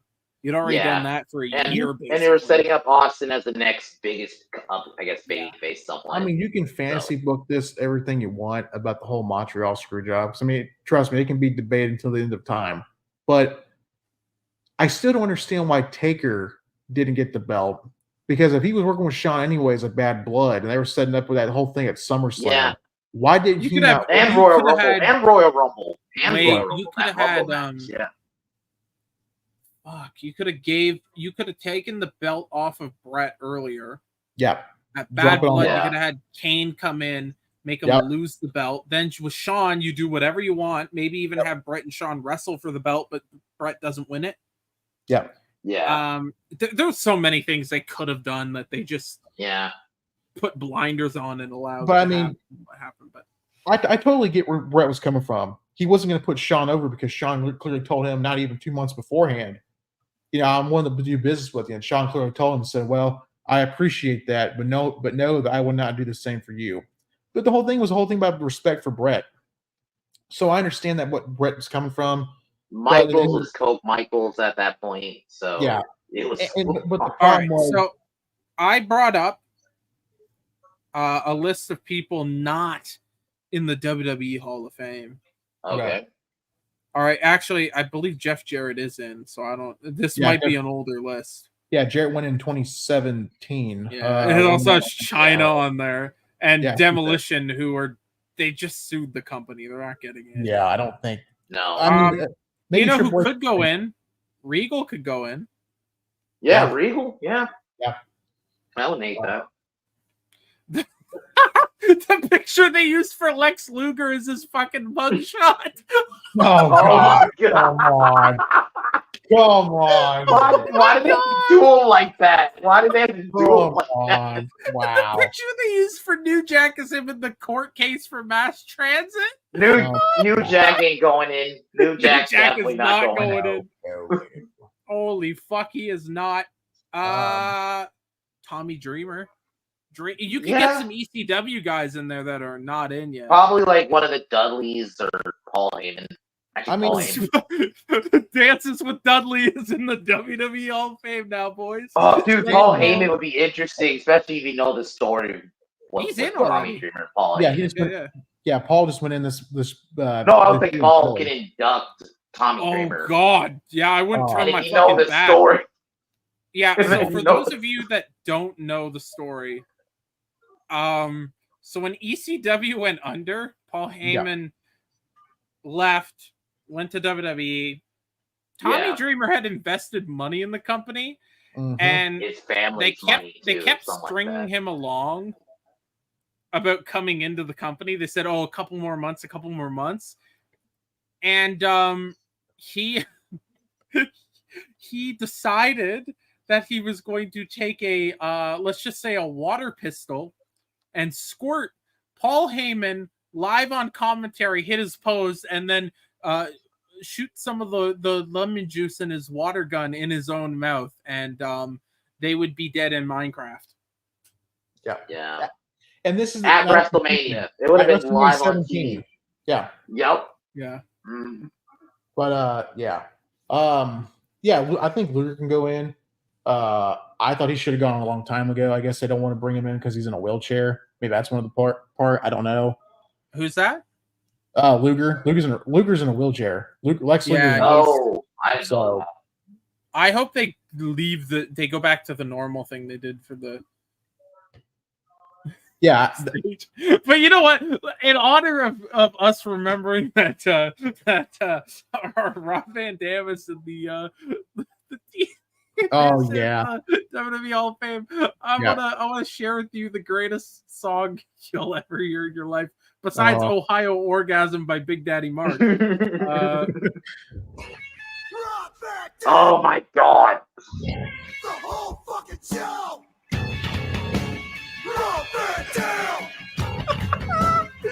What the fuck is this shit? RVD, what were you smoking? Coming over the theme.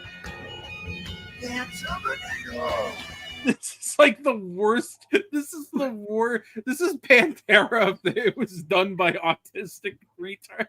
Yo, that was so like, I remember watching TNA and then I'm like, you know how great his WWE theme is, and you get to this, like, what the fuck is this shit? Yeah. Who doesn't love TNA?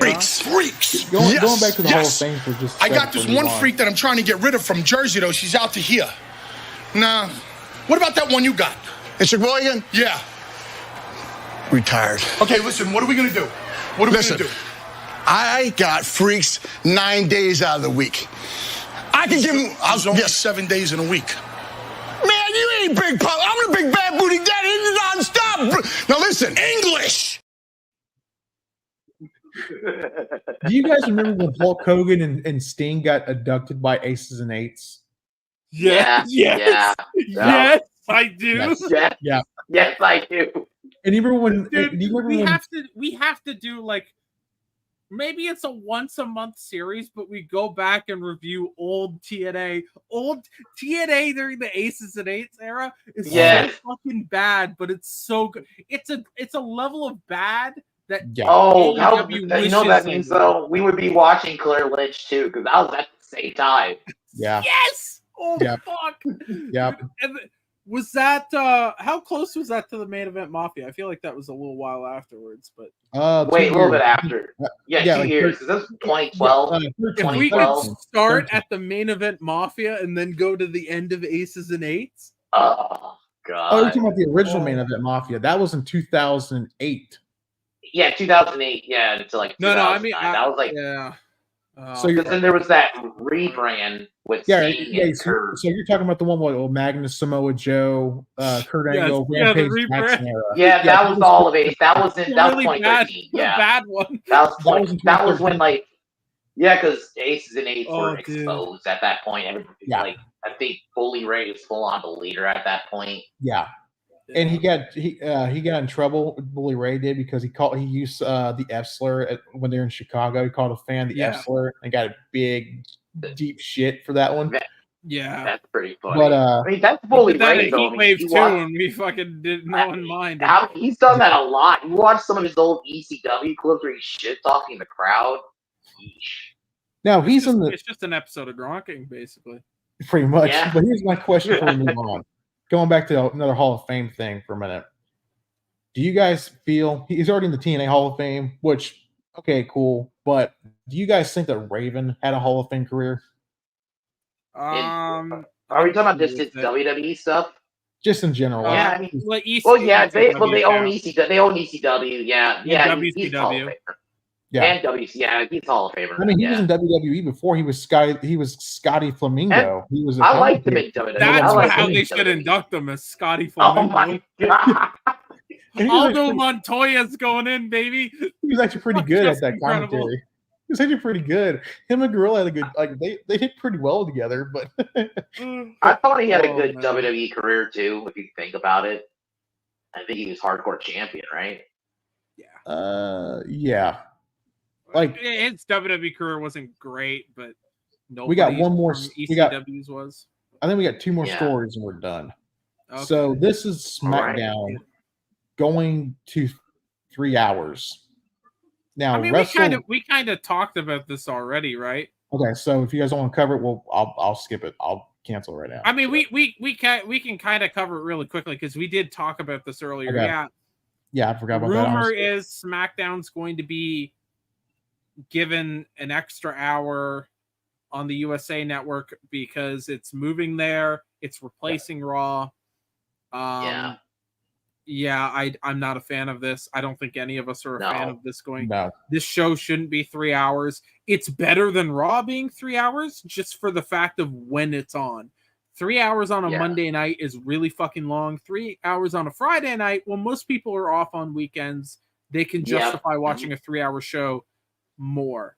But also, your show's ending at 11 p.m. Yeah, but the Friday. roster's bad That's right not now. good. Yeah. Like, they're gonna have to what move are the they gonna rosters do? around.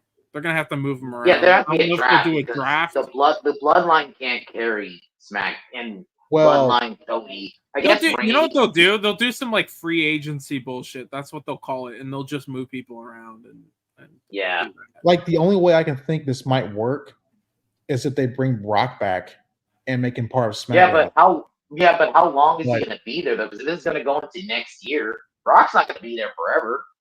No, he's not going on every episode. Yeah, like he's. Yeah. I don't know. I don't like this at Well, all. if it's WrestleMania time, he'll be there. He'll probably be there through, I guess, April. Like I just don't like this because in January, right? You're gonna have 3 hours of NXT. You're gonna have 3 hours of SmackDown. You're gonna have 3 hours of Raw.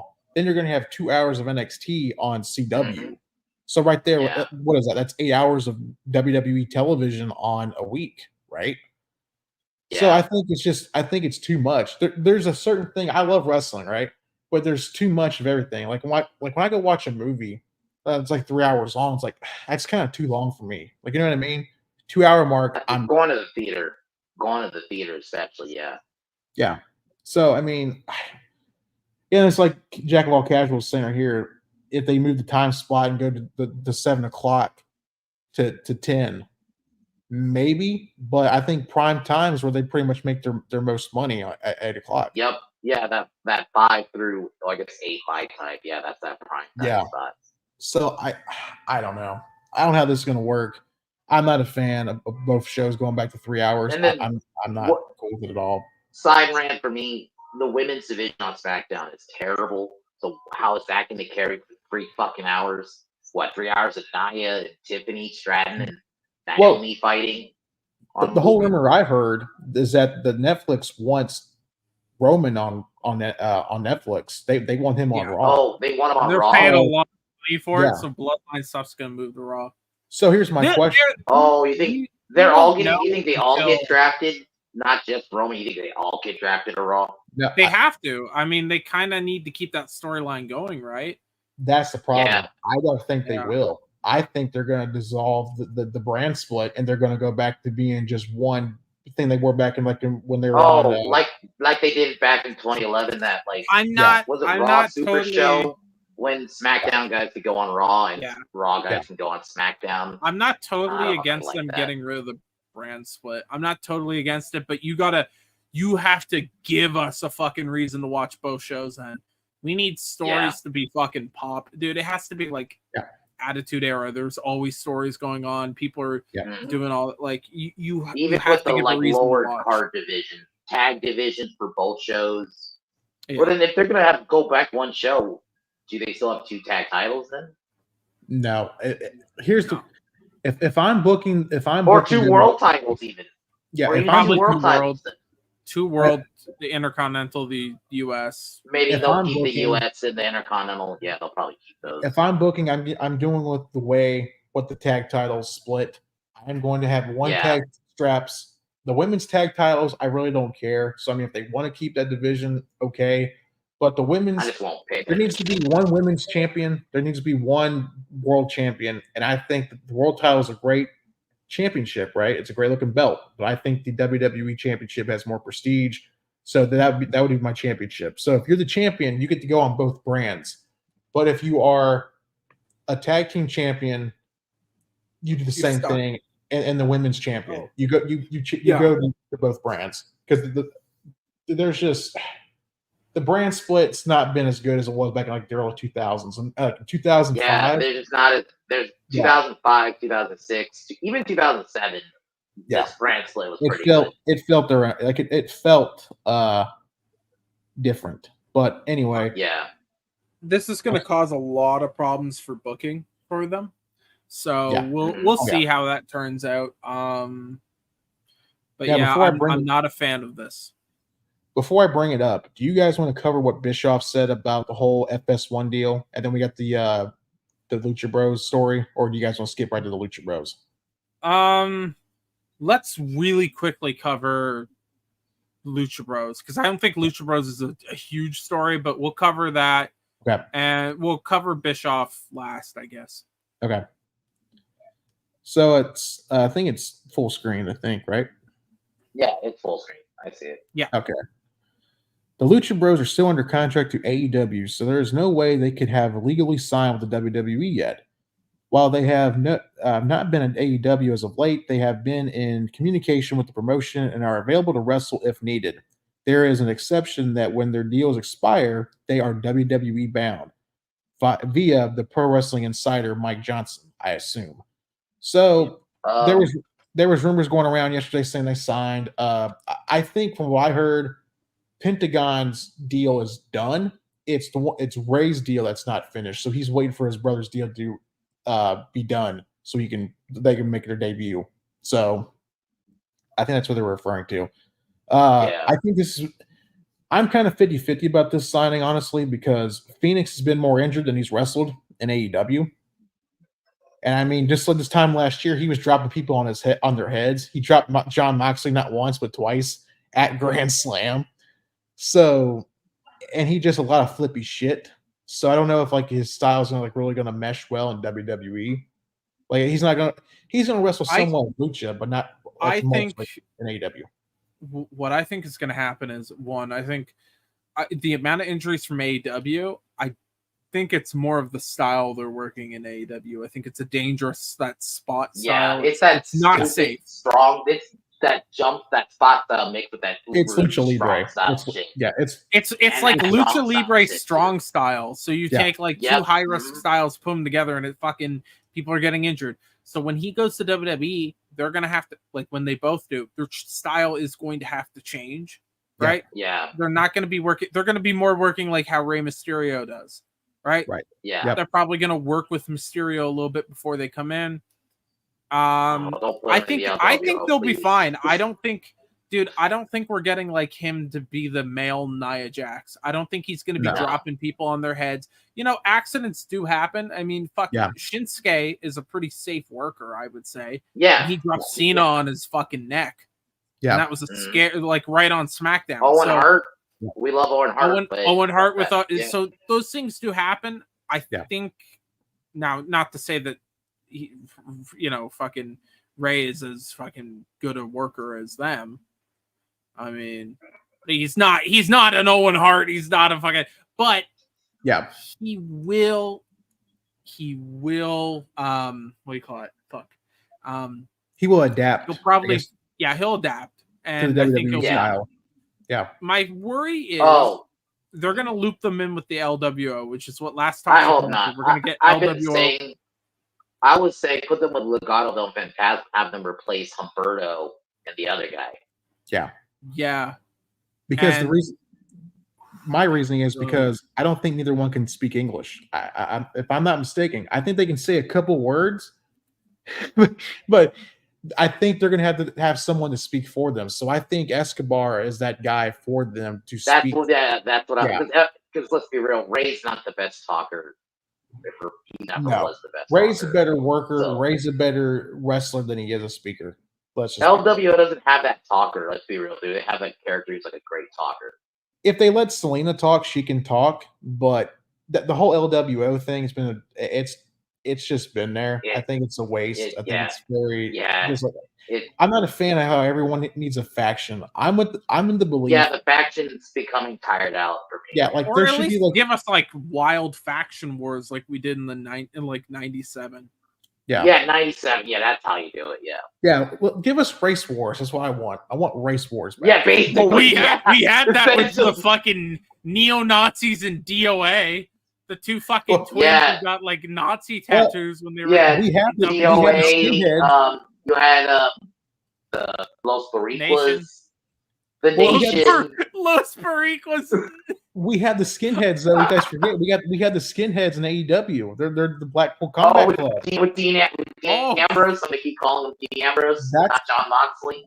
Yeah, that's what their movies. I think I was talking. Yeah, I was talking to Trey about this last night. John Moxley's character is based off a Russell Crowe movie. It's an Australian classic. I think it's called Romper Stomper. Yeah, Romper Stomper. Yeah, I've seen it. Yeah, and yeah, so apparently he plays a neo-Nazi. So it's just a skinhead. It's just like this is bad. God. So he's a Nazi. AEW's one of their top heels right now is a fucking Nazi. Well, here's the big thing. Everyone's saying that's not what it is, right? But the hilarious part is that Claudio Castagnoli and Moxley took out Private Party. And if people who don't know who Private Party is, they are two black guys from New York, and they took him out. They're just John Moxley broke his hand on Dynamite Wednesday night, quote unquote. They're just racist now. They're just DOA. American History AEW. That's what it is. American History AEW. Oh no, dude. Let me see if I can find the clip real quick before we get to the Bischoff thing. Let me see if I can find it just for a second, because there should be a clip. It's bad. It's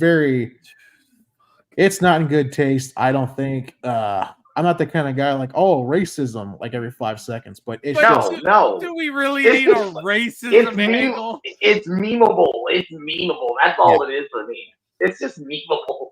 Well, remember, one of the worst angles of all time is Triple H and Booker T. Yeah. Yeah, that is a terrible fucking. Just don't go. Dude, I even remember at the time they had to do like a thing where Triple H in character, like Michael Cole's interview, him like, "Oh, you're picking on Booker T's race." Triple H, I wasn't going at his race, and like, because they saw the criticism even at that time. Yeah. So they had to be like, "Oh shit, we fucked up." The only time it worked was with the Outlaws. Yeah, with New Jack and Mustafa. Fucking, that's the only time it worked, and that was because they were just like, I'm gonna be honest, New Jack probably would have actually started up a race war if he could have. Like that guy was. He would have. Oh fuck yeah, he would have. Yeah, he would have done it for the memes. So I don't think we'll get clip. I don't think we'll get hit with this. This is on YouTube, so I guess it's fair use, right? So. Yeah, there's Mariah May doing her lesbian shit. So all the gooners. I'm fine with that. We need more lesbian shit. I'd rather the lesbian shit than the racist shit. Here it is. This is what happened on Dynamite between Moxley, Cesaro, and Private Party. By Mariah May. Claudio, Mox, Pop, your boys want to fight? All you have to do is ask. That's all you have to do. How about we do it next week? Grand Slam, right? What the fuck? I hate it. I hate it. Moxley, Marina Shafir, Claudio Castagnoli.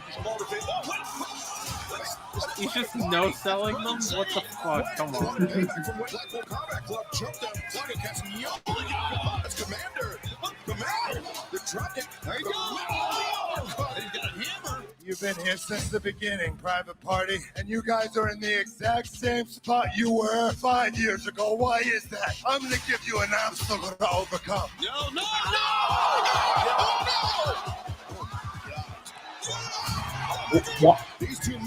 Darby Allin fights racism.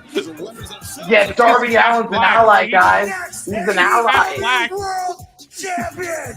He's gonna do the Roddy Piper WrestleMania face paint spot. Holy shit! That was cringe, dude. Well, wait, hold on. The group of racists have the word black in their name. Yeah, Blackpool Combat Club. And I guess they have like some MMA chick with them. That's Marina Shafir, right? Yeah, Marina Shafir. Yeah. Let's just have her beat up on dudes again. Why? Why do we keep doing this? Wasn't Maria Shafir the one who was doing the promo? You don't know me. Yes, that's her. And she's a part of the. she's a part of the Four Horsewomen with Ronda Rousey, Jasmine Duke, and basically the four horsewomen of like the MMA gimmicks, basically. Yeah, where they're just like, like and let's just be real. Moxley thinks that he is I'm just gonna say it. I don't give a fuck. He is a dollar store of Stone Cold Steve Austin. He wants to be Steve Austin so bad, so it's fucking embarrassing. This guy, he's fucking lukewarm Steve Austin, bro. Yeah, he's lukewarm Steve Austin. He's wish Steve Austin, and he's from Timu Steve Austin. He's gonna be on Tubi. That's my new name. He's lukewarm Steve Austin. There's a video, guys. He's trying to become MMA. Like he's like taking like weekend classes of doing MMA. He wrestled or had like a jiu-jitsu match, whatever it was, right? He got choked out in 5 seconds. He woke up and was like, "What happened?" But that's what he told the referee. There's footage of it. If I can find it, I will post it in our Discord, which I think it's a great segue to promote our Discord because we're going to be doing some really cool things. Join our Discord. Yes, join the Discord. I'm going to put the link to the Discord in the fucking chat right now, ladies and gentlemen. Make sure, here's a shill. Make sure to join that Discord, ladies and gentlemen, because we will be doing nasty, dirty, filthy fucking things in there, dude. Filthy. Not really. We're going to be talking about wrestling. We're going to watch some wrestling in there. Ooh, we'll be watching wrestling with you guys. We're just going to chill. We'll be in there shit talking. Who knows? Wrestling events. Think of a big wrestling event. And we'll maybe shit talking it. And maybe during Halloween, maybe we do a watch party of a Halloween Havoc or something on Halloween. Can we do the one where can we do the one where the Hulk Hogan kills the Big Show? Oh yeah. Throws him off the fucking roof. You know what's funny? You know the one here's the pay-per-view's bad, but the match is pretty good. It's Sting and Ric Flair against Terry Funk and the Great Muta in the Thunderdome cage, where the cage caught on fire. I think I've seen that one. Yeah, I've seen that. Mm-hmm. And Bruno Sammartino is the special guest judge, or he was some special guest at that time. But there was that one, and there's the one that Abdullah the Butcher gets electrocuted. Oh fuck! I forgot about that one. That one's fucking bad, dude. Do we do Ultimate Warrior and Hogan? Do we do that one? All that. You know what's funny? I have never seen that match. I've seen it once. The one with the fucking fireball that burned his fucking eyebrows. And Warrior looks like shit. Like I'm like, why did you bring back Warrior in 1998? He does not look good. No, I'll tell you he didn't maintain that muscle. He didn't even really look good in '96 when they brought him back. If I'm being real, I'll tell you what, chat. We'll put a poll in Discord. You tell us which one you guys want to watch. We'll come up with the scenarios. You vote on it and see which one we get to watch. How about that? We'll do that in the Discord. Yes, yes. So make sure to join. Come on in. Say hello. We cannot confirm to lick my nuts. I don't know about that. Well, that's kind of going too far. Well, tell him that he needs to lick my nuts. Whoa! What the?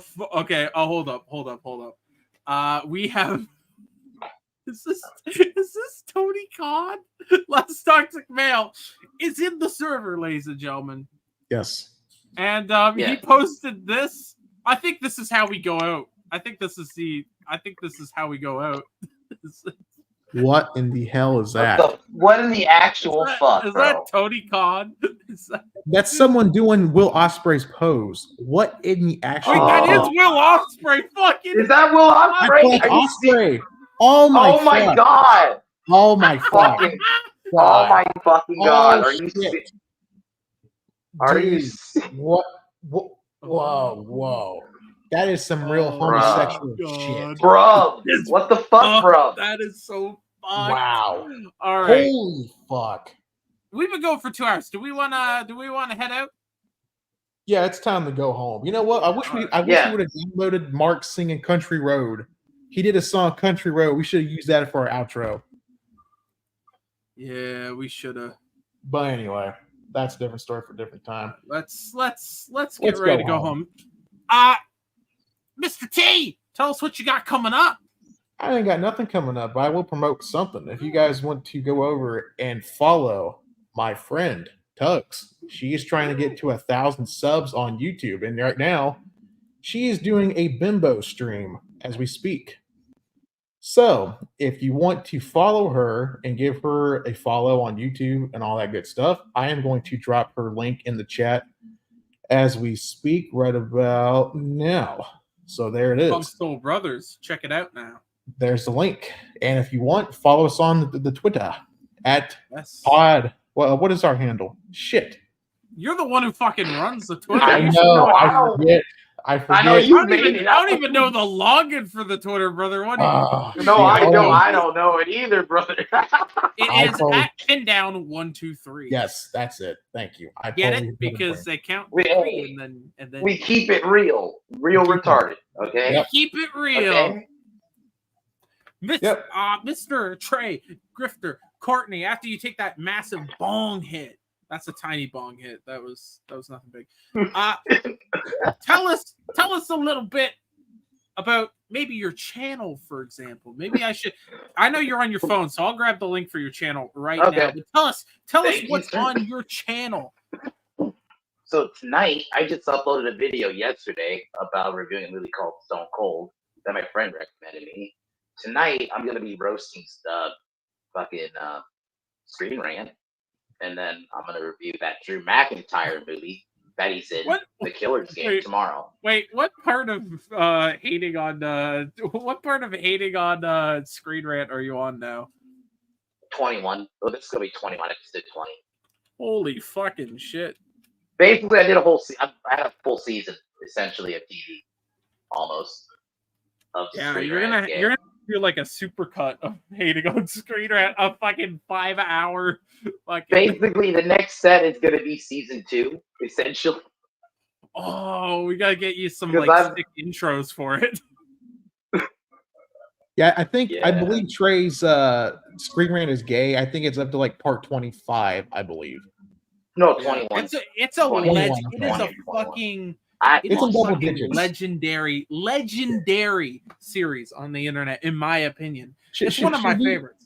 Should we give the chat a little appetizer? See what they're no, because you know what I want? I want them to be so intrigued they go over and give Trey the views. Yeah. Plus, by the way, we gotta get the fuck out of here. By the way, go check out Gronk Squad. Go check out Gronking #1 #1 non-chilling gaming podcast. You fucking dogs. Go check out Lethal's new video that he's got coming out, edited by the great Scrimtar. Go check my fucking Twitch and all that shit. I'm not putting links. Go find them. Anyways, that's it, ladies and gentlemen. We're heading out of here. Ladies and gentlemen, thank you for coming. A couple of fans out there, Melanie and Susan. Bye. All the other fans, y'all are fantastic.